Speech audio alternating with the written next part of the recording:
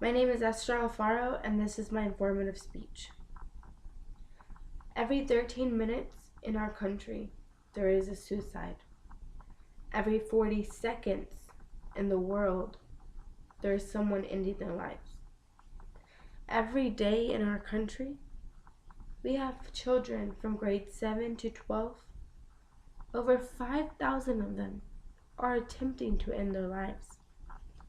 In the age groups of 10 to 24, suicide is the second leading cause of death. Suicide is the 10th leading cause of death in all age groups.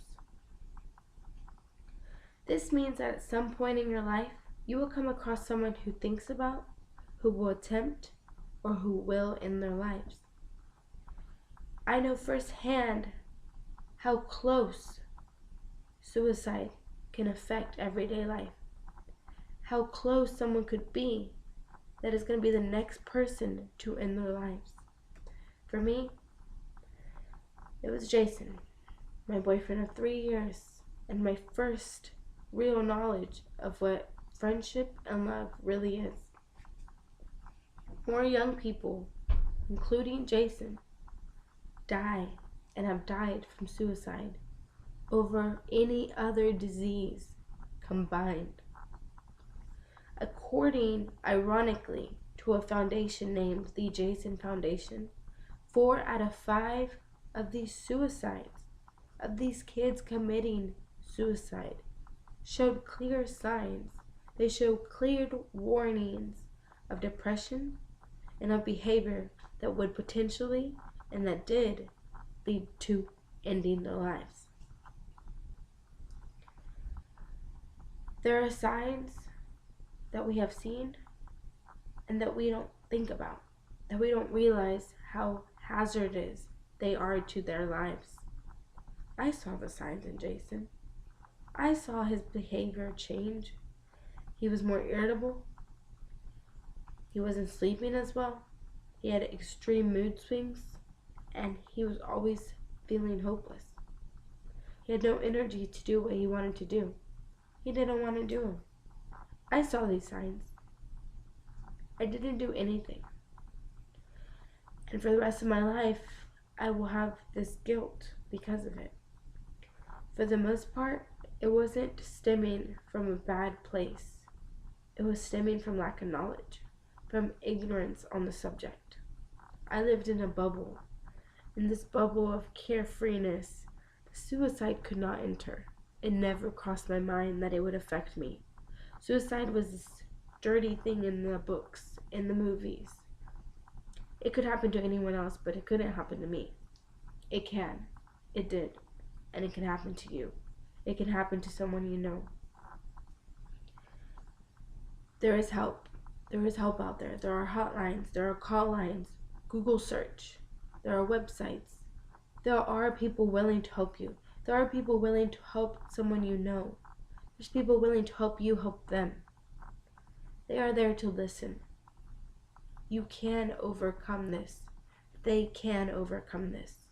The goal is to be aware and to have knowledge of how you can overcome this. There is a second part of suicide. Suicide survivors. I am a suicide survivor.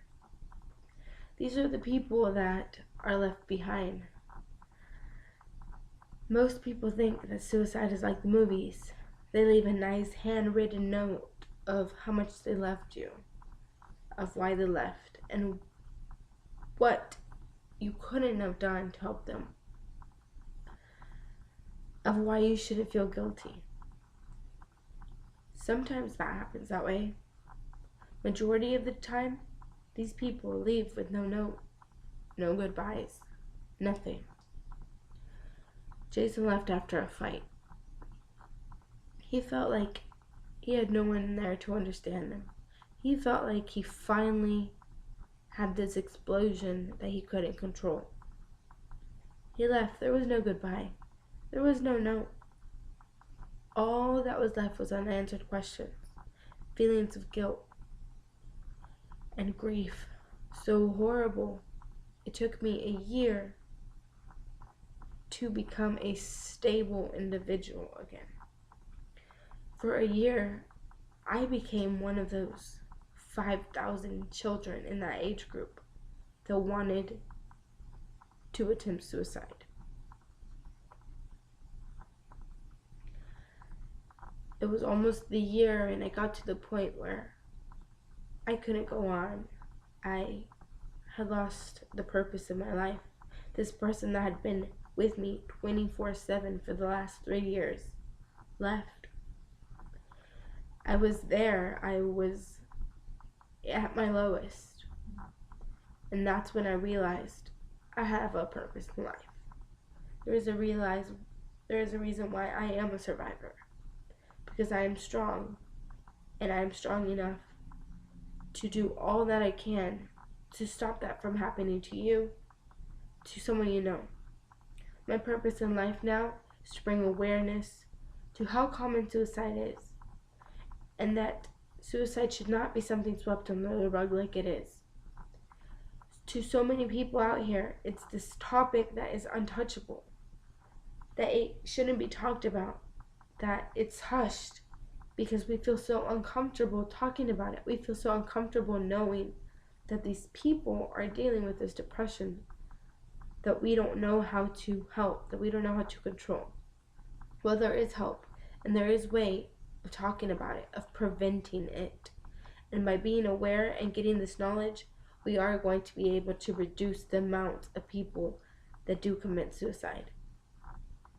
Every 40 seconds, someone dies by their own hand. Every 13 minutes in our country, someone commits suicide. It can stop. We can help somebody. You can help somebody. All it takes is knowledge and awareness and the motivation to save lives.